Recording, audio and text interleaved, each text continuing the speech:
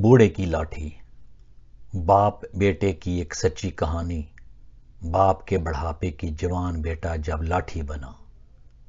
तहरीर महमूदुल हक।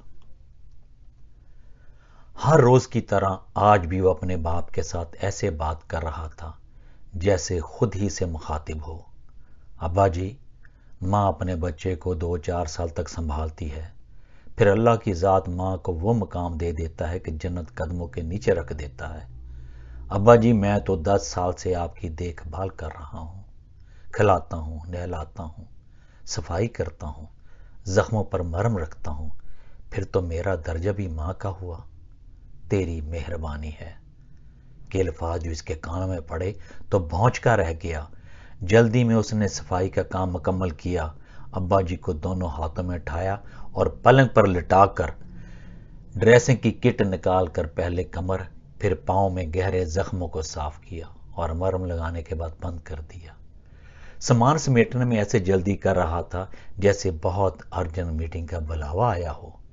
वो जल्द से जल्द वहां से निकल जाना चाहता था। अब्बा जी के कमरे से निकलकर सिगरेट हाथ में लिए बाहर सेन में चला गया। बीवी आवाजें देती रह गई, जी सुनिए, खाना लगा दूं क्या? मगर आज इसे कोई आवाज सुनाई नहीं दे रही थी, सिर्फ एक आवाज के सिवा, तेरी मेहरबानी है। सिगरेट सुलगाकर गहरे गहरे कश लेते हुए वो बार बार खुद को कोस रहा था कि तुझे रोज ऐसे ही अब्बा जी से बातें करने की आदत है, ये सोचकर कि वो कब समझते हैं इन बातों को। अल्जाइमर की बीमारी ने इनका सारा असाबी निजाम ही मफलूज करके रख दिया था। आंखों में रोशनी बाकी थी या सिर्फ खाने पीने का निजाम काम कर रहा था। इसके अलावा तो पूरा वजूद एक गोश्त पोस्त के एक लोथड़े से ज्यादा दिखाई नहीं देता था। वो सोच रहा था कि मुझसे गुनाह हुआ। अब्बा जी तो 1 साल से एक लफ्ज नहीं बोले।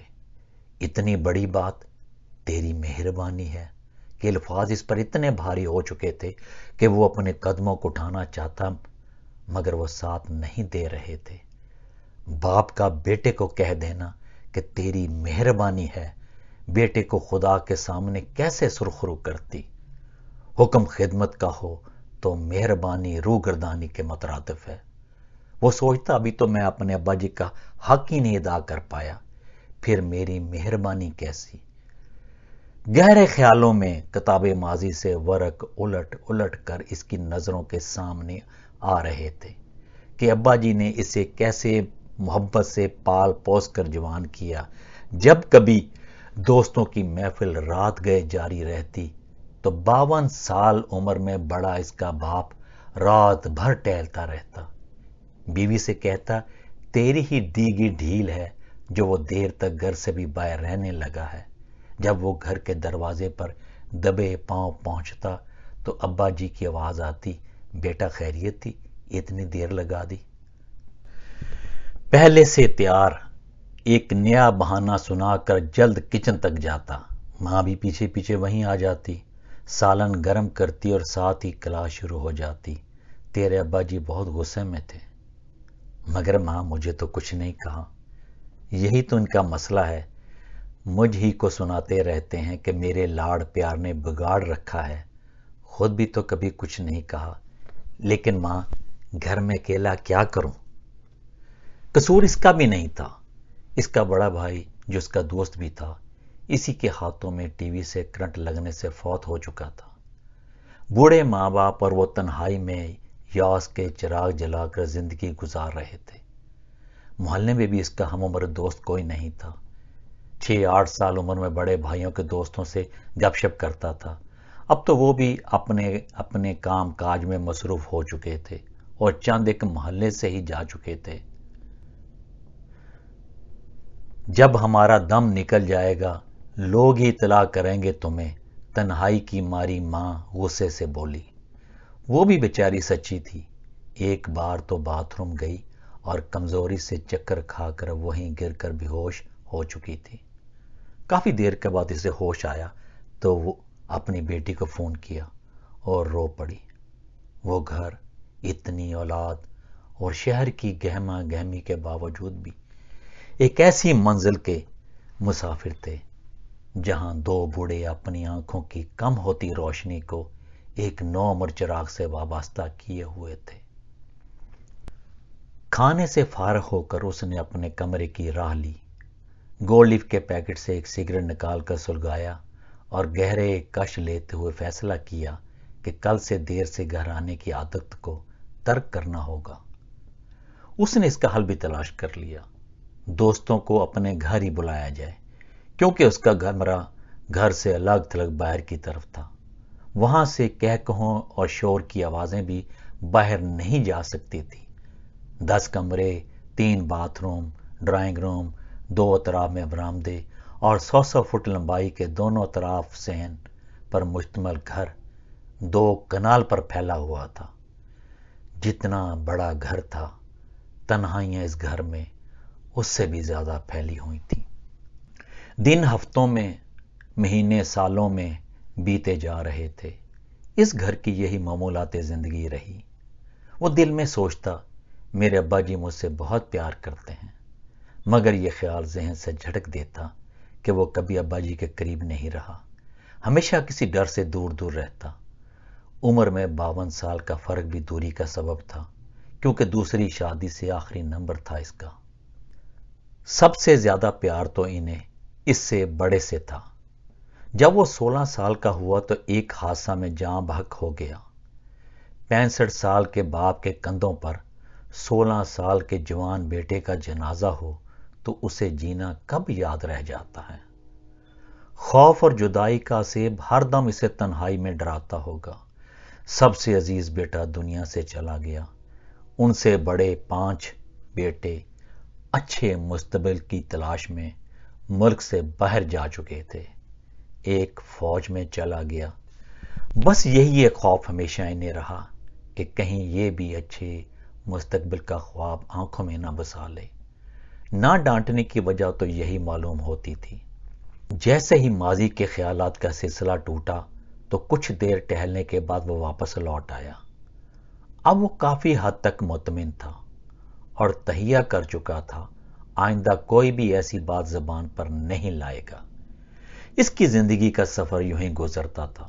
صبح 6 بجے، دوپہر 2 بجے اور رات 10 بجے وہ جہاں بھی ہوتا اپنے گھر واپس لوٹ جاتا۔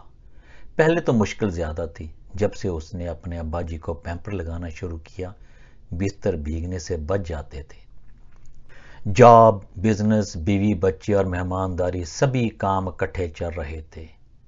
ایسی زندگی گزارنے کی اسے عادت ہو گئی تھی۔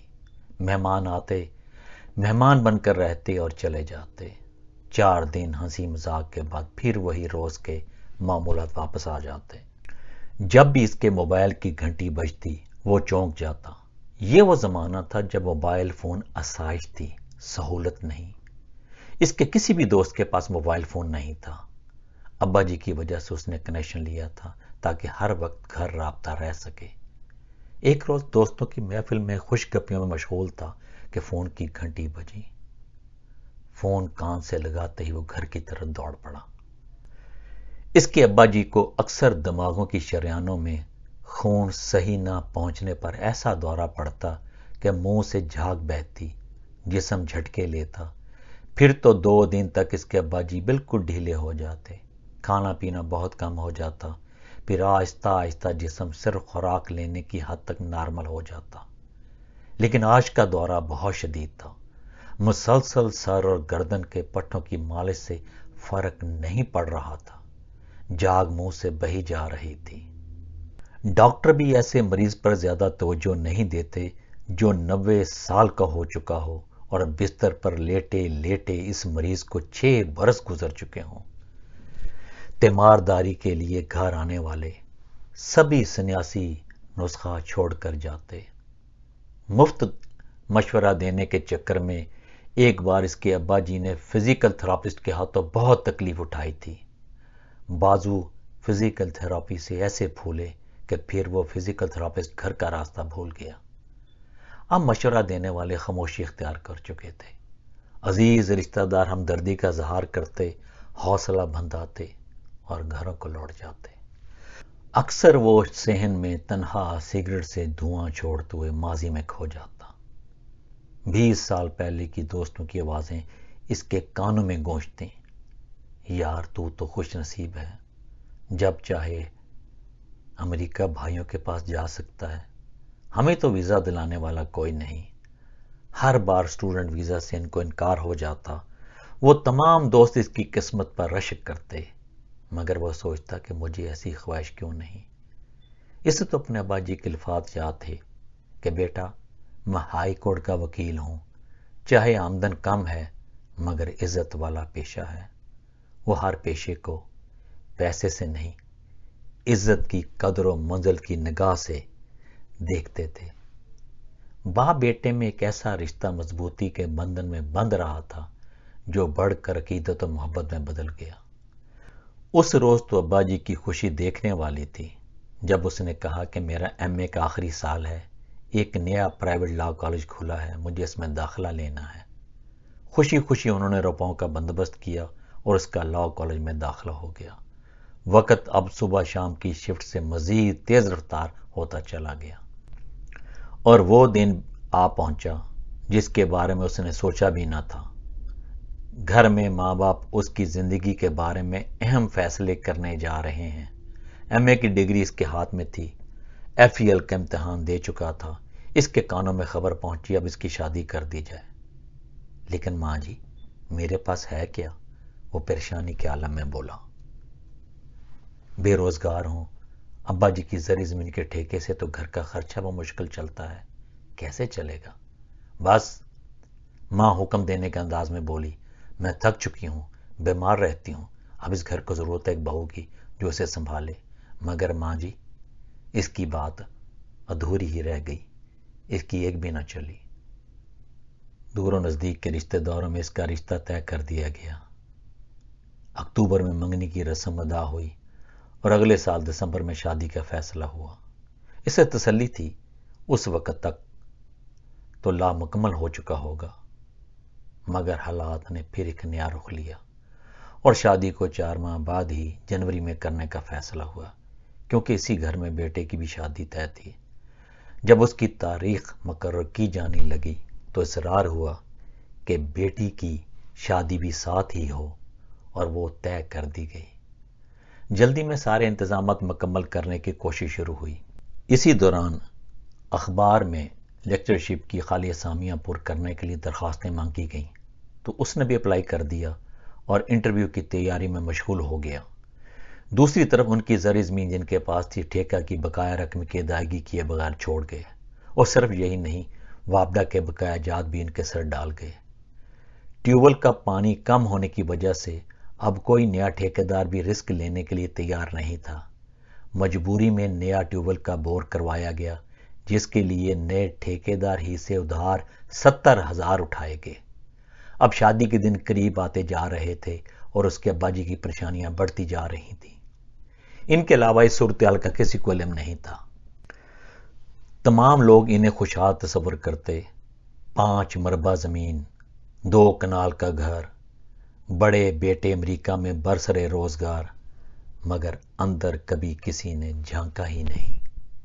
اسی پریشانی میں ہائی کورٹ سے واپس آتے ہوئے تانگہ کے پائیدان سے چوٹ لگی تو سر سے خون بہنے لگا۔ پوچھنے پر کہنے لگے مجھے نہیں علم کیا ہوا، بس چکر آ گیا تھا، تانگہ سے ٹکرا کر گر گئے۔ بعد میں اس بات کا انکشاف ہوا انہیں فالج کا معمولی حملہ ہوا تھا۔ ساری صورتحال کا علم ہوتے ہی ماں نے بیٹوں سے مالی مدد کی درخواست کی، جو انہوں نے بحثاً پوری کر دی۔ باپ نے کبھی بھی بیٹوں سے تقاضا نہیں کیا تھا اور ہمیشہ خودداری سے جینے کو اپنا اوڑھنا بچھونا بنایا۔ بیٹوں سے بھی کبھی تقاضا نہیں کیا تھا۔ خودداری کا تو یہ عالم تھا، حسین شہید سہروردی جب پاکستان کا وزیر اعظم تھا، اسی پارٹی عوامی لیگ کے وہ فنانس سیکرٹری کے عہدے پر فائز تھے۔ ان کے چھوٹے بھائی نے ایم اے اکنامکس کیا تو بھائی سے کہا کہ وزیر اعظم سے کہہ کر کو نوکری دلوا دیں۔ وزیر اعظم کی قیادت میں پارٹی اجلاس گورنر ہاؤس لاہور میں ہوتے، شرکت کرنے جاتے تو چھوٹے بھائی کی درخواست کورٹ میں رکھ لیتے۔ واپسی پر بھائی کے استفسار پر کہہ دیتے مناسب وقت نہیں ملا بات کرنے کا، اور بات ٹل جاتی۔ حسین شہید سہروردی کی حکومت ختم ہو گئی، مگر انہوں نے درخواست اپنے کوٹ کی جیب ہی میں رکھی۔ انہوں نے ہمیشہ اپنے بیٹے کو یہی تلقین کی کہ اپنے بل بوتے پہ زندگی جیو۔ سفارش کی سیڑھی سے زندگی کی بلندیوں کو چھونے کی کوشش کرنے والے ہمیشہ سیڑھی کے محتاج رہتے ہیں، اور وہ خود اس کی زندہ مثال تھے۔ ایک سپاہی سے صوبیدار میجر تک ترقی پانے والے کا بڑا بیٹا اپنی قابلیت کے بل بوتے پر ملک کی حکومتی پارٹی کے اہم عہدوں پر فائز رہا، اور یہ قیام پاکستان کے بعد کا وہ ابتدائی دور تھا جب صرف جگیردار اور وڈیرے ہی سیاست کے ستون تھے، اور انہوں نے ان میں رہتے ہوئے اپنا مقام بنایا۔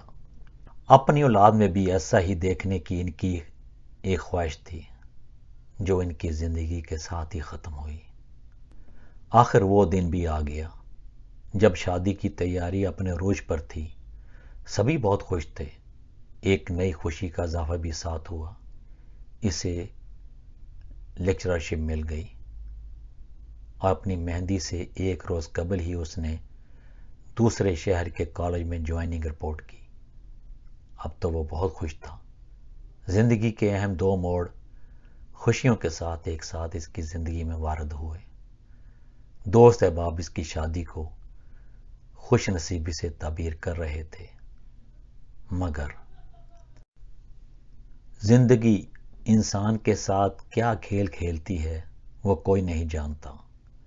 ظاہری خوشی اور کامیابی دیکھ کر ہی مستقبل کے سنہرے خواب آنکھ میں بسا لیے جاتے ہیں۔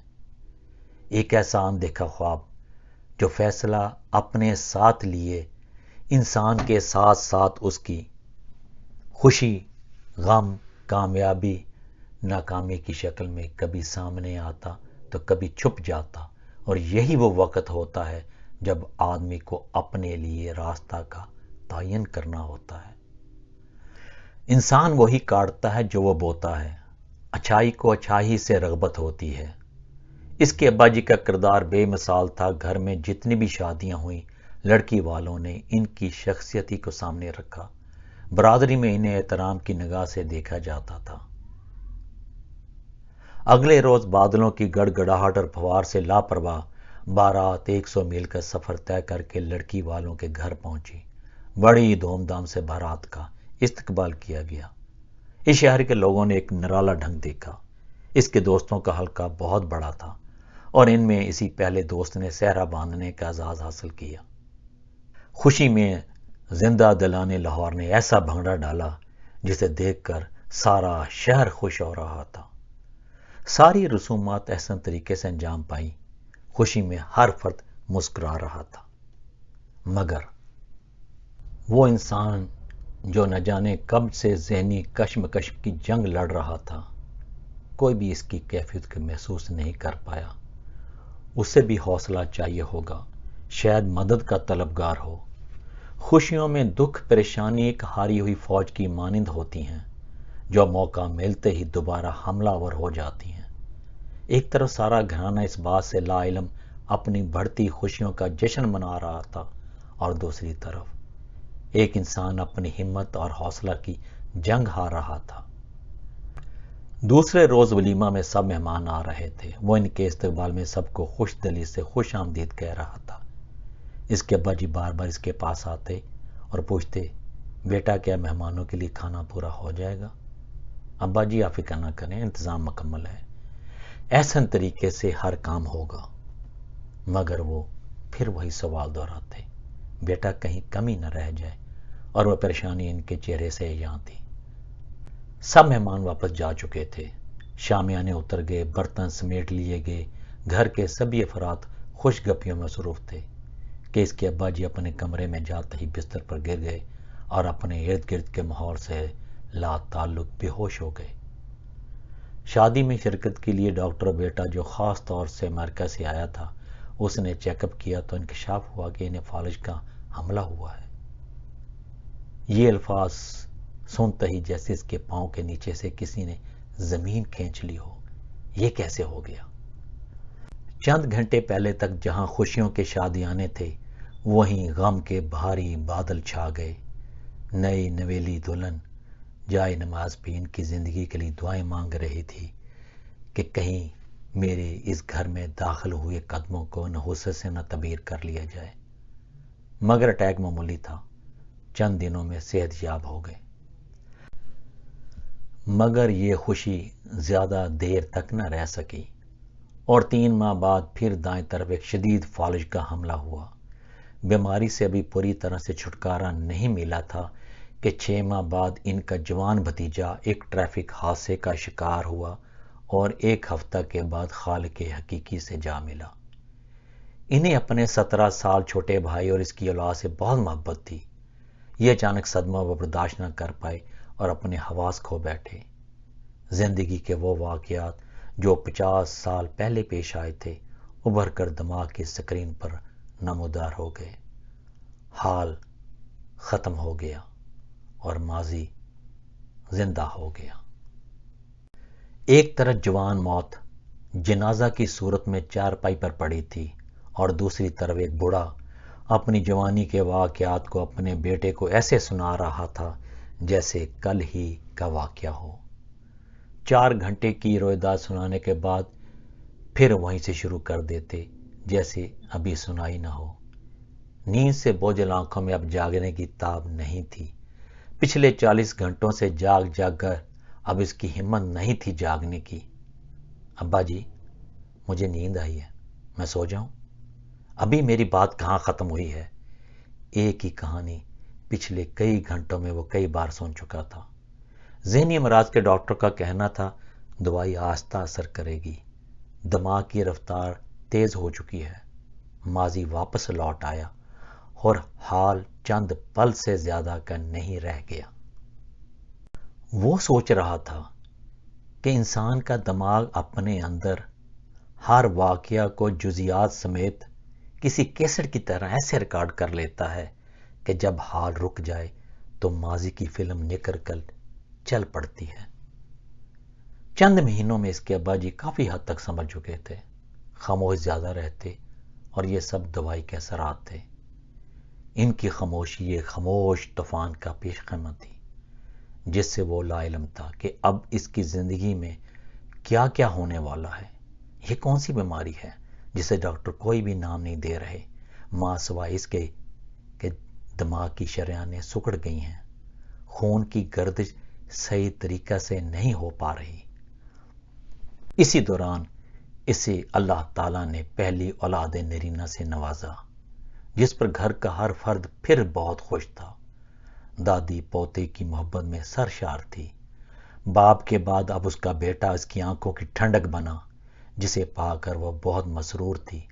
بہو لانے کے بعد انہوں نے گھر کے کاموں خاص طور پر کچن سے ریٹائرمنٹ لے لی تھی۔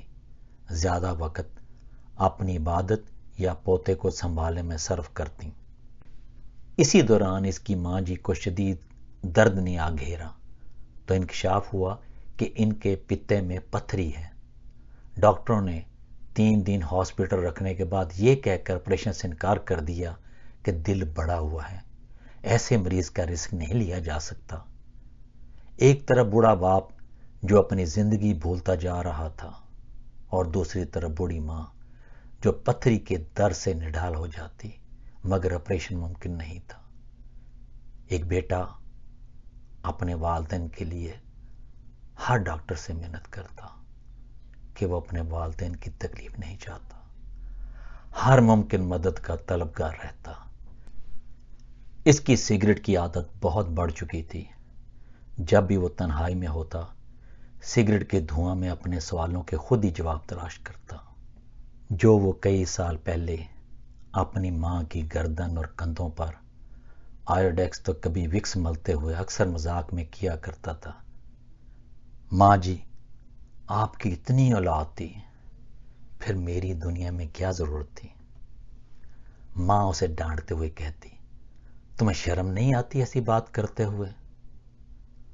آتی ہے جب 2 سال بڑا بھتیجا مجھے چچا کہتا ہے۔ اس کے جواب پر ماں خاموش ہو جاتی۔ اس کے سب سے بڑے بھائی اور اس میں 30 سال کا فرق تھا۔ 2 شادیوں میں بچوں کی عمر میں اتنا فرق کبھی کبھار ایسا بھی ہو جاتا ہے۔ آج اسے اپنے وہ سوال جو ماں سے مذاق میں کیے تھے جواب مل گیا تھا۔ دنیا کا بنانے والا انصاف کرنے والا ہے۔ ہر پیدا ہونے والا بچہ صرف رزق اور موت نہیں، مقصد بھی لے کر آتا ہے، جو کبھی کبھار سوال بن کر اس کے ذہن میں ابھرتے رہتے تھے۔ ان کا جواب اسے مل چکا تھا، اور اپنا مقصد بھی۔ کیوں اس کے ذہن میں کبھی بھی ملک سے باہر اچھے مستقبل کی خواہش پیدا نہیں ہوئی؟ دوستوں پر حیران ہوتا تھا کہ انہیں کیا بے چینی ہے، جو ہر ملک کی ایمبیسی سے نامراد لوٹتے ہیں۔ ایک بار تو ایک دوست نے امریکہ کے خاتون اول کو بھی خط لکھ دیا، ویزا آفیسر کے خلاف ویزا نہ دینے کی پاداش میں۔ ان میں سے کئی ایک دوسرے ممالک میں رہائش اختیار کر چکے تھے، اور وہ وہیں اپنے والدین کے ساتھ رہ رہا تھا، جو اسے خوش نصیب قرار دیتے کہ تمہارے راستے کھلے ہیں۔ اس کے راستے کھلے بھی منزل کی نشاندہی نہیں کر رہے تھے، اور جن کے بند تھے وہ اپنی منزل کی تلاش میں ایک ملک سے دوسرے ملک بھاگ رہے تھے۔ نہ جانے انسان اپنوں سے جدا ہو کر غیروں کے کن احسانوں کو چکانے کے لیے رشتوں کو پاؤں کی بیڑی سمجھ کر توڑ دیتا ہے، اور باپ کی حیثیت سے اولاد کے ساتھ جس رشتے کو وہ نبھانے جا رہا ہوتا ہے، وہ خود ہی اس رشتے کی پامالی کا سبب بن جاتے ہیں، اور رشتوں کی مجبوری کو خود غرضی کا جواز بنا دیتے ہیں۔ جو بویا ہے وہی کاٹنا ہے، پھر شکوہ کا تو کوئی جواز باقی نہیں رہ جاتا۔ مگر ایسے انسان ملنے والی ہر کامیابی اپنے دم اور بل بوتے کے نام کر دیتے ہیں، اور ناکامی کا صحرا کبھی دوسرے تو کبھی قسمت پر ڈال دیتے ہیں۔ اس کی سوچ میں یہ تبدیلی 17 سال کی عمر میں آئی، جب جمعہ کی نماز میں اس نے یہ حدیث سنی۔ حضرت ابو ہریرہ رضی اللہ عنہ سے روایت ہے کہ نبی کریم صلی اللہ علیہ وآلہ وسلم نے فرمایا، اس کی ناک خاک آلود ہو، پھر اس کی ناک خاک آلود ہو۔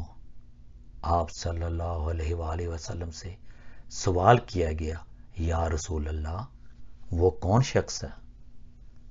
آپ صلی اللہ علیہ وآلہ وسلم نے فرمایا، جس نے بڑھاپے میں اپنے والدین کو پایا، ان میں سے کسی ایک کو یا دونوں کو پا لیا، پھر بھی ان کے ساتھ حسن سلوک کر کے جنت میں داخل نہیں ہوا۔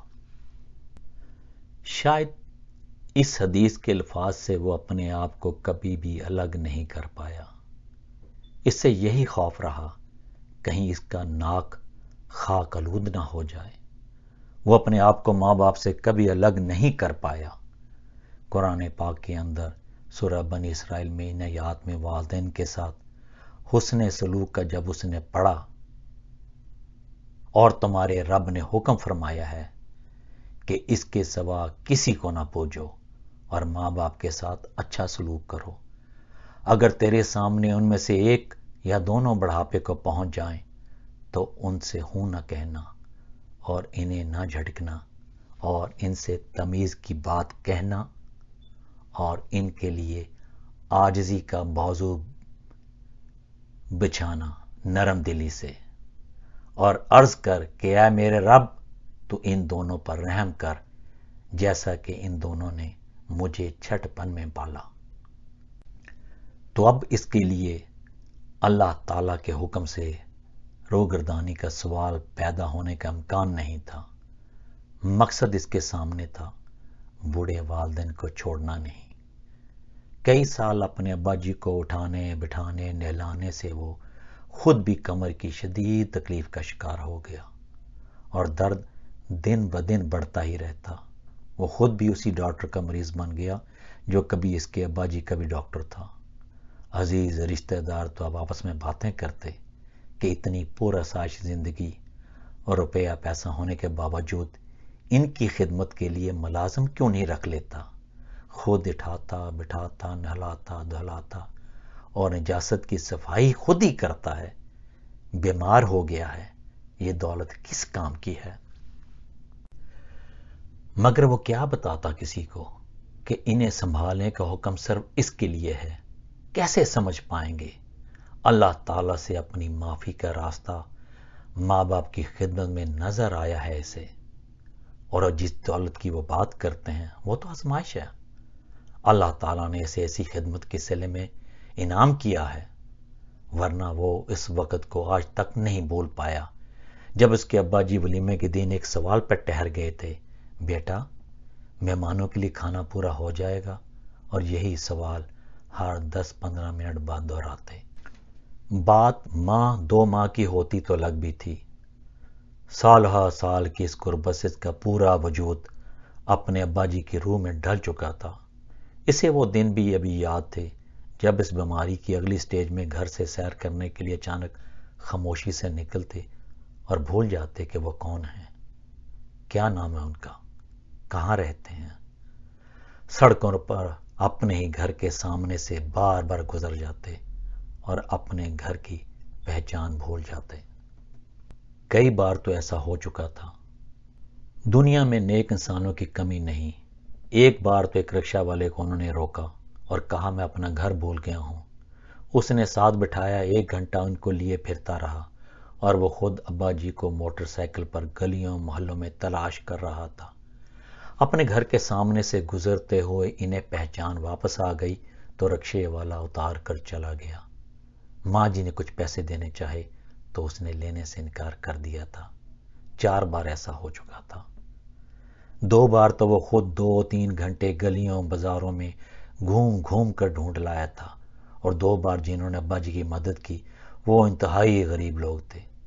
وہ ہمیشہ ابا جی کو لانے والوں کو دعائیں دیتا۔ دن ہفتے مہینے اور مہینے سالوں میں بدلتے جا رہے تھے۔ اس کی شادی کو 4 سال گزر چکے تھے۔ اسی دوران اس کے ہاں دوسرا بیٹا پیدا ہوا۔ گھر میں سبھی خوش تھے۔ اب تو اس کے ابا جی کا پیشاب پخانے پر کنٹرول مکمل ختم ہو چکا تھا۔ باتھ روم جانا بار بار کا معمول تھا، مگر پخانا پیشاب کا نشانہ بستر ہی رہتا۔ باتھ روم لے کر جاتے تو کچھ نہ کرتے، واپسی پر چلتے جاتے اور جہاں جہاں سے گزرتے کپڑوں سے لے کر فرش تک نجاست بہہ جاتی۔ بیٹا میں جان بوجھ کر نہیں ایسا کرتا، مجھے پتہ ہی نہیں چلتا۔ اپنی صفائی وہ خود ہی دینے کی کوشش کرتے۔ مجھے علم ہے ابا جی، آپ کیوں پریشان ہوتے ہیں، میں صفائی کر دیتا ہوں۔ وہ فوری ابا جی کو تسلی دیتا۔ یہ تو اب معمول بن چکا تھا، کبھی بستر تو کبھی قالین صحن میں دھو کر رکھا جاتا تھا۔ ماں جی کے ساتھ ان کا وقت گزر جاتا تھا۔ پتے کی پتھری کا درد آپریشن نہ ہونے کی وجہ سے بہت بڑھ چکا تھا۔ کئی بار ہاسپٹل میں داخل رہ چکے تھے۔ ڈاکٹروں کا کہنا تھا کہ آپریشن سے جان کا رسک ہے۔ اب اس کے علاوہ کچھ چارہ نہیں تھا کہ اسے نکلوا دیا جائے۔ ڈیفنس میں ایک ڈاکٹر کا اسے علم ہوا کہ وہ جدید ٹیکنالوجی لیپراسکوپک سرجری کے ذریعے آپریشن کرتا ہے۔ ڈاکٹر سے اس نے بات چیت کی۔ ڈاکٹر نے تسلی دی کہ خطرے والی بات نہیں ہے۔ ہائی بلڈ پریشر، ہیموگلوبن کی کمی اور ہارٹ انلارج کے باوجود اس میں رسک بہت کم ہے، کیونکہ اس وقت شہر میں وہ اکیلا ہی شعبہ میں تھا۔ 100 ایک بڑی رقم کا اس نے تخمینہ بتایا، مگر یہاں اسے رقم سے زیادہ اپنی ماں جی کی صحت کی فکر تھی۔ تکلیف اتنی بڑھ چکی تھی کہ اب لمبا انتظار ممکن نہیں تھا۔ ڈاکٹر نے تیاری کے بعد انہیں بلایا، آپریشن کیا اور باہر آ کر خوشخبری سنائی کہ آپریشن کامیاب رہا، اور ساتھ ہی ایک ایسی خبر جو وہ سننے کا سوچ بھی نہیں سکتا تھا۔ پتھری اتنی بڑی ہو چکی تھی، جگر اس سے متاثر ہوا ہے، اور اس نے جگر کے متاثرہ حصے کی بھی سرجری کر دی ہے اور اسے بائیوپسی کے لیے بھجوا دیا گیا۔ 2 دن بعد وہ ماں جی کو لے کر گھر چلے گئے۔ چند روز بعد وہ بائیوپسی کی رپورٹ لے کر ڈاکٹر کے پاس گیا تو وہ خبر اس پر بجلی بن کر گری۔ جگر کا کینسر تشخیص ہوا تھا۔ تفصیل بتاتے ہوئے ڈاکٹر نے کہا، ایسے مریض 6 یا 8 ماہ سے زیادہ زندگی نہیں پاتے۔ ڈاکٹر کے یہاں سے نکل کر وہ جناب باغ چلا گیا، درختوں کی پناہ میں، کھلی فضا میں۔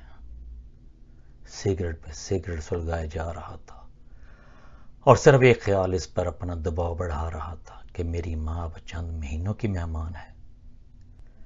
اسے یہ دن دیکھنا باقی تھا کہ اپنی نظروں کے سامنے ہر پل موت کی طرف جاتا دیکھے. اور دوسرے تو ابا جی کی بگڑتی ذہنی اور جسمانی حالت، اور اب یہ روح فرسا خبر. دیر تک اپنے آپ سے جنگ کرتا رہا اور خدا سے اپنے لیے ہمت اور حوصلہ کی دعا مانگتا رہا. اس نے پھر ایک نئی طاقت کو اپنے اندر محسوس کیا کہ جس میرے مالک نے مجھے ان مشکلات سے لڑنے کی طاقت پہلے دی، اب بھی وہی دے گا. اور گھر کی طرف روانہ ہوا. کیا رپورٹ آئی ہے؟ ماں کے سامنے بڑی بہن نے سوال کیا. بالکل ٹھیک ہے، وہ جھوٹ بول گیا اور اسی طرح مسکراتے ہوئے ماں جی سے ہنسی مذاق کرنے لگا. زندگی میں پہلی بار وہ اداکاری کرنے کی بھرپور کوشش کر رہا تھا، مگر بدلا رویہ اس کی چگلی کر رہا تھا. نہ جانے اس کی بڑی بہن نے اس ہنسی کے پیچھے درد کو کیسے دیکھ لیا، اور چند روز کے بعد ایک الگ کمرے میں سے لے گئی اور پوچھنے لگی، سچ بتا، رپورٹ میں کیا ہے؟ تیرا چہرہ مجھے کچھ اور کہتا ہے. وہ بچوں کی طرح بلک بلک کر رونے لگا. دونوں بہن بھائی کافی دیر تک روتے رہے. انہوں نے یہ فیصلہ کیا کہ ماں جی کو پتہ نہیں چلنا چاہیے، کہیں ان کی ہمت نہ ٹوٹ جائے. ابا جی تو بیماری کے ہاتھوں پہلے ہی ان باتوں سے لا تعلق ہو چکے تھے. اس کی ماں کی دن بدن حالت بگڑتی جا رہی تھی. آپریشن سے پہلے انہوں نے بیٹے سے کہا تھا کہ اس بار جب فصل آئے گی، گھر کے تمام اینٹوں کے بنے ہوئے فرش اکھاڑ کر سیمنٹ کا فرش لگوانا ہے اور سٹور بنانے ہیں. صفائی میں بہت مشکل ہوتی ہے، اور ایک مجھے اپنے لیے نیا پلنگ بنوانا ہے جس کے پیچھے دراز زیادہ ہوں. ماں جی ضرور کہہ کر ماں سے وعدہ کیا تھا اس نے. ڈاکٹر نے زندگی جینے کا وقت مقرر کر رکھا تھا، مگر اسے ماں سے کیے گئے وعدہ کا پاس تھا. فصل کی رقم ملتے ہی اس نے پلنگ کا آرڈر دے دیا جیسا ماں چاہتی تھی، اور گھر کے تمام فرش کھیڑ دی اور مستری سے ایک ماہ میں اسے مکمل کرنے کا کہا. خاندان کے بعض افراد اس بات سے ناراض دکھائی دیے کہ کیسی بیماری اور گھر میں مرمت کا کام، مگر اسے صرف ایک بات کی خواہش تھی، ماں جی نے جو خواہش کی ہے وہ ان کی زندگی میں پوری ہو. جسم ان کا سوکھ کر کانٹا بنتا جا رہا تھا. کینسر اندر ہی اندر پوری طرح پھیل چکا تھا. جب فرش تیار ہو گئے تو اپنی ماں کو اٹھوا کر سین میں لایا. ماں جی، جیسا آپ نے کہا ویسا ہو چکا ہے.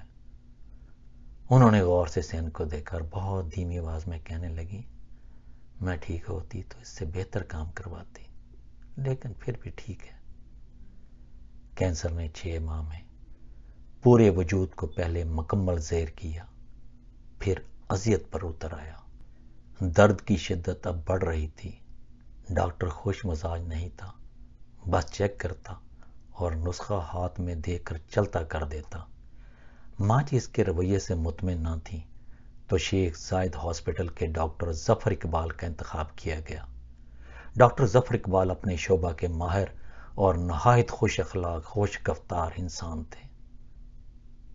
پل پل موت اپنا گھیرا تنگ کر رہی تھی اور ڈاکٹروں کی دی گئی میعاد پوری ہوئی، اور 8ویں ماہ 16 اگست 1994 وہ زندگی کی جنگ ہار گئی. انہیں دفنانے کے بعد جب وہ واپس لوٹا تو ابا جی کسی بھی طرح کے رد عمل سے بے نیاز اپنے کمرے میں سستا رہے تھے. وہ سوچ رہا تھا کہ اب اسے زندگی کی یہ جنگ اکیلے لڑنی ہے. ماں کا سہارا ختم ہو چکا تھا. ایک دعا دینے والے ہاتھ اب اس کے پیچھے نہیں تھے. انسانی دماغ کے خلیات کیسے کام کرتے ہیں، میڈیکل میں اسے مختلف نام دیے گئے ہیں، مگر ابا جی کے ساتھ جو ہو رہا تھا وہ اسے کیا نام دیتا؟ کینسر، دل کی بیماری اور فالج کی معلومات تو اسے کافی تھیں، مگر اس بیماری کا انجام کیا ہوگا اس بات سے لا علم تھا. روز بروز بڑھتی بیماری اس کے لیے نئی سوچ کے دروازے کھول دیتی ہاتھوں کی انگلیاں مٹھی کی مستقل شکل اختیار کر چکی تھیں، جیسے انگلیاں انگوٹھوں کو آزادی نہ دینے کی ضد پر اوپر ایسے جم چکی تھیں کہ ان کا ہلنا بھی ممکن نہ تھا۔ ٹانگیں بھی کچھ ایسا ہی منظر پیش کر رہی تھیں۔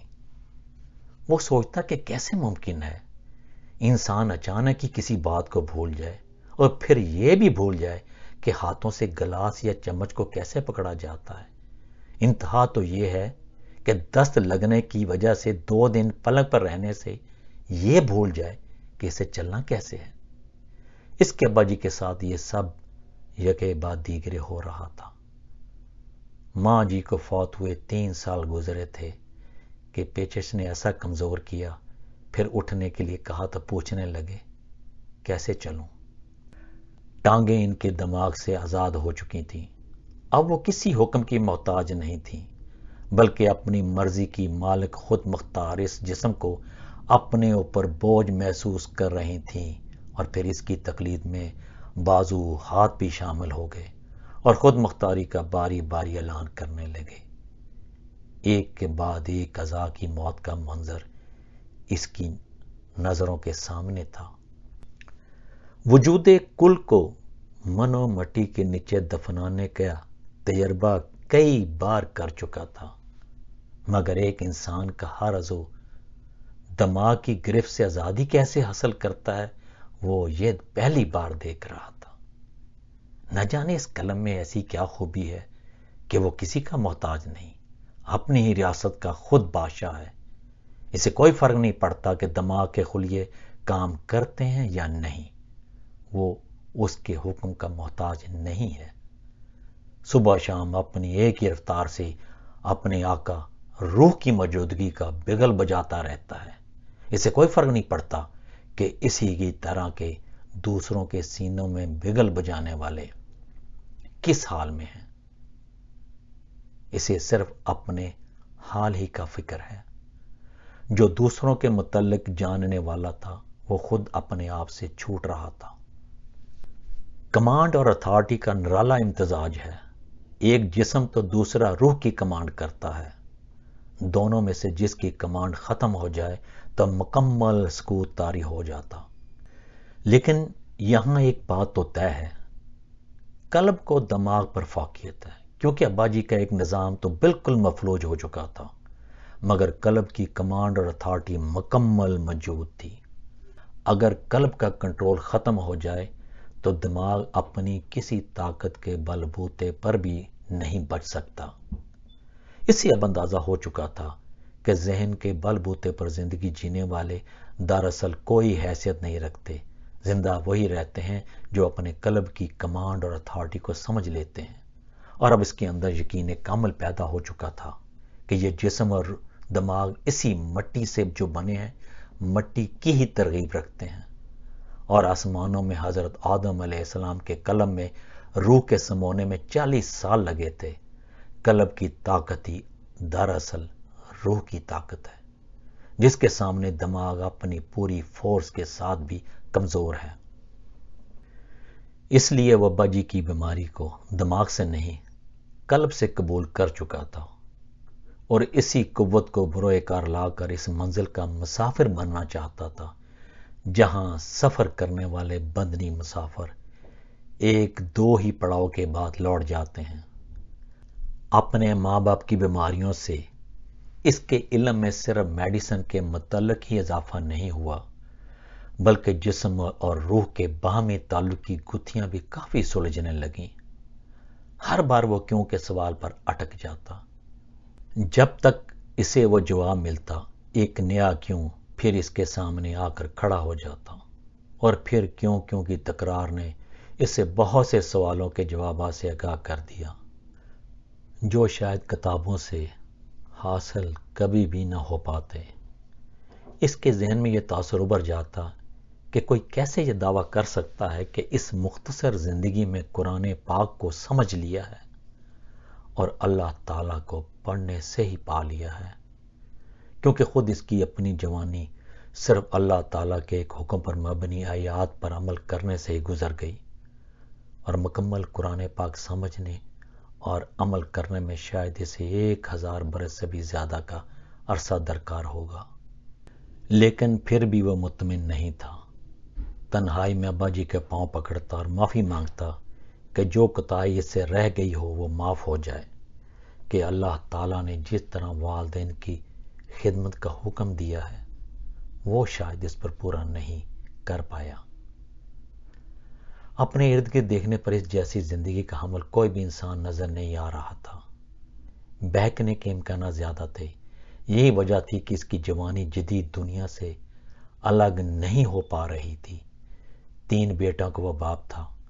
بڑا بیٹا اب 7 برس کا ہو چکا تھا۔ اسے ایک بار ایسا کیلنڈر نظر آیا جس پر سورہ بنی اسرائیل کی وہی آیات تھیں جو والدین کی خدمت کے متعلق تھیں۔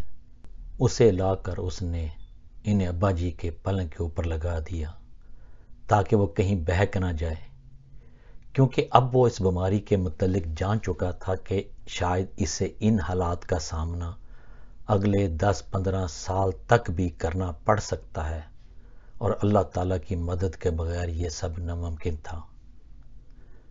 ابا جی جیسا انسان زندگی کی جنگ ایسے لڑے گا کبھی اس نے سوچا نہ تھا۔ ایک رخ ایسا بھی اس کے سامنے تھا جو ابا جی کے بارے میں احترام کی ایسی بلند عمارت کھڑی کر گیا کہ اسے سوچنے پر مجبور کر دیا، جو لوگ زندگی میں نیکی کم کرتے ہیں، دنیا کی محبت میں مرتے ہیں، وہ شکوہ کیوں زیادہ کرتے ہیں؟ ایک بار گھر کی بیل بجی تو ایک بوڑھا شخص پوچھنے لگا، وکیل صاحب کا گھر یہی ہے؟ جی ہاں یہی ہے فرمائیے، آنے والی سے اس نے پوچھا۔ کیا وہ اب ہیں؟ وہ چونک گیا کہ کیسا سوال ہے۔ اس کے استفسار پر آنے والے نے کہا کہ میرے 20 سال پرانے کیس کی تاریخ نکلی ہے اور یہ میرے وکیل تھے۔ اس وقت ان کی عمر 60 سے اوپر تھی، اس لیے مجھے خیال ہوا کہ شاید وہ اس دنیا میں نہ ہوں۔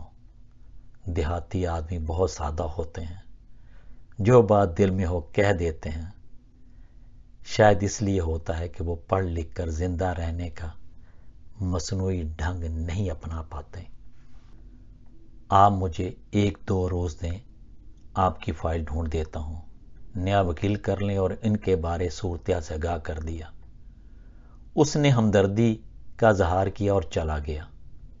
اس نے ابا جی کی تمام پرانی فائلوں میں تلاش کا کام شروع کیا تو فائل مل گئی، مگر اس کے ساتھ ہی ایسے لیٹر ملے جو ایوب خان کے مارشل لا کے ابتدائی دور کے تھے۔ عوامی لیگ پارٹی کے سربراہ نواب زادہ نصر اللہ خان کے دستخطوں سے جاری پارٹی کے لیٹر پیڈ پر بعض لوگوں کو پارٹی فنڈ سے رقم کے اجراء کا کہا گیا تھا، جو اس زمانے کے مطابق ایک بڑی رقم تھی۔ جوں جوں ابا جی کے بارے میں سوچتا اس کے دل میں ان کے بارے میں عزت و احترام کا مجسمہ اور بڑا ہو جاتا۔ اس کی نظروں کے سامنے وہ منظر گھوم جاتا جس کا ذکر ماں جی اکثر کیا کرتی۔ یہ وہی سال ہے جس کے متعلق ماں جی کہتی کہ سیاست کی وجہ سے وکالت متاثر ہوئی، تمہارے ابا جی کے معاشی حالات بہت برے ہو گئے، گھر کا ایک حصہ کرایہ پر دیا گیا تاکہ کچن چلایا جا سکے۔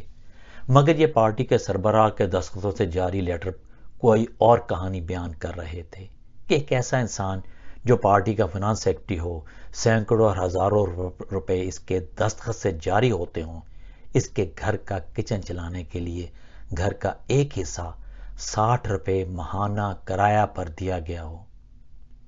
آج امانت میں خیانت نہ کرنے والے لوگ اب کیوں دکھائی نہیں دیتے؟ لوٹ مار، اقربا پروری، رشوت، سفارش نے پورا معاشرہ ہی کھوکھلا کر کے رکھ دیا ہے، اور غلط کو غلط کہنے سے کوئی فرق نہیں پڑتا، کیونکہ جب دنوں میں امیر ہونے والے معاشرے میں تقویت پاتے ہیں تو پھر بھیڑیں ہی بھیڑیوں کا روپ دھار لیتی ہیں۔ اس کے ابا جی نے کبھی بھی سفارش کی سیڑھی کا سہارا نہیں لیا۔ یہی وجہ تھی کہ اس کے ابا جی نے 1973 کے آئین کے تحت صدر کا حلف اٹھانے والے اپنے گہرے دوست فضل اللہ چودھری سے بیٹوں کے لیے کبھی ملازمتوں کی سفارش کرنے کا خیال بھی دل میں نہیں آنے دیا۔ انہوں نے مفاد پرستی کے لیے اصول کی زندگی قربان کرنے کا فیصلہ نہیں کیا۔ وہ ہمیشہ یہ سمجھاتے کہ لوگ ترقی کے لیے ہر حربہ استعمال کرتے ہیں، مگر عزت و احترام کھو دیتے ہیں۔ اپنے فائدے کے لیے کسی جائز کا حق مت غصب کرو۔ اپنی ساری زندگی کی کمائی سے صرف ایک پونجی بنائی، 99 سالہ لیز کا مکان۔ فیصلہ تو زمانہ کو کرنا ہے کہ کیا وہ انسان ہونے کے ناطے اپنا حق ادا کرتا رہا ہے۔ اگر وہ سچ پہ تھا تو کیا اسے اپنی نیکیوں کا صلہ مل گیا؟ بڑھاپے میں ملی وہ اولاد جس نے انہیں ہاتھوں پہ لیا، کیا وہ اس کی صاف ستھری زندگی گزارنے کا انعام تھا؟ اس بیٹے میں باپ کی محبت بڑھ کر عشق بن چکی تھی۔ 6 سال تک وہ ایک ایسے باپ کے ساتھ رہا جو صرف دیکھنے میں ہڈیوں کا ڈھانچہ اور گوشت پوست کا ایسا لوتھڑا تھا جس کی زندگی صرف سانس لینے اور چند نوالے کھانے اور چند گھونٹ پانی پینے کی حد تک محدود تھی۔ اس کے ابا جی 14 سال کی بیماری سے بھرپور زندگی بھی جی گئے اور آخر کار 93 سال کی عمر میں 25 جون 2003 کو اپنے خالق حقیقی سے جا ملے۔ وہ بالوں میں مکمل پھیلی چمکتی سفیدی کے ساتھ 40 سال کے حد عبور کر گیا۔ جس رات وہ ابا جی کو دفنا کر واپس آیا، اگلی صبح کئی سالوں کے بعد اجنبی تھی۔ آج سورج کے طلوع کا منظر وہ نہ دیکھ پایا کیونکہ دیر تک وہ سویا رہا۔ اس کے ابا جی نے آخری سانس اس کے سامنے پورے کیے، اور جب روح جسم کو چھوڑ رہی تھی تو جسم کسی بھی تکلیف کے احساس سے خالی تھا، کیونکہ جسم تو بہت پہلے مر چکا تھا۔ صرف روح کو اپنا کام کرنا تھا، اور اتنی خاموشی سے جدا ہوئی جیسے ہوا کا ایک لطیف جھونکا آ کر گزر جاتا ہے۔ وہ اپنے ابا جی کا اتنا عادی ہو چکا تھا کہ جدائی سے آنسو بار بار آنکھوں سے ٹپک جاتے۔ اس کے جیسے ہی ابا جی دنیا سے گزرے، چند روز میں ایک نئی دنیا جو اس سے پہلے آنکھیں موندے سو رہی تھی، اب اس کے سامنے اپنے پر کھول کر کھڑی ہو گئی اور اپنے مقابلے میں اڑان کی نوید سنائی۔ مگر وہ تو ایک ایسے پرندے کی زندگی گزارنے کا عادی تھا جس کے پر کٹے ہوں۔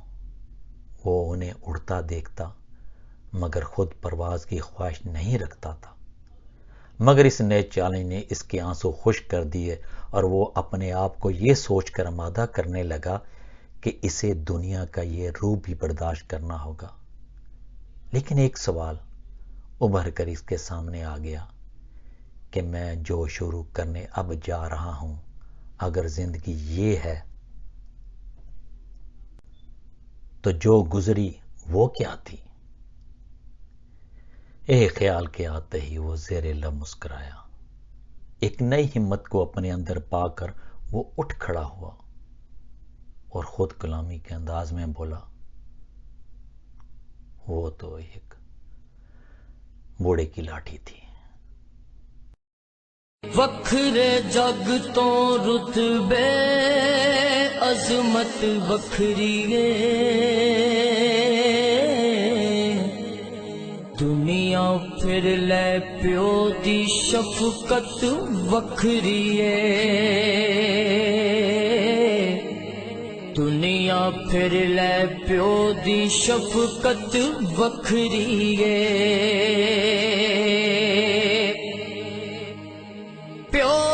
گلا شیری شیر بنا دیندی، کنڈ تے تھاپی مار دلیر بنا دیندی، وکھرے جگ تو لاڈ محبت وکھری ہے،